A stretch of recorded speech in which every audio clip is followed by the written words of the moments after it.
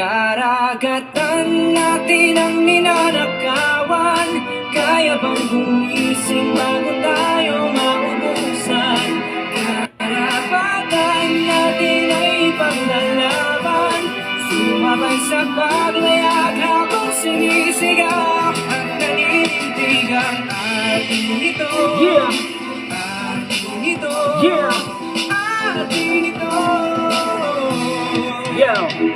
Mga bayani Pilipino nooy nakipaglaban sa mga mananakop sa tinlupan, sinilangan. Di nila pinabayaan itong ating inang bayan. Kanilang pinatunayan na tatanging katapangan. Kahit nagihado dahil may kakulangan sa mga gamit pandigma, pero di inatrasahan. Ginamitan ng utak para lamang masabayan mga armas ng pandigma ng kanilang mga kalaban. Kaya walang rason para umurong na lang tayo, manahimik magpabuli sa mga supot na Chino. Tayo tumindig, tayo ay mga Pilipino, may dugong mandirigma, hindi uurong kahit sino. Handang makipaglaban pag tinapakan ng prinsipyo, magkikipagpatayan ng harapan, ora mismo karapatan at karangalan. Ipaglaban natin to, karagatang nasasakupan, pagsigawan atin to.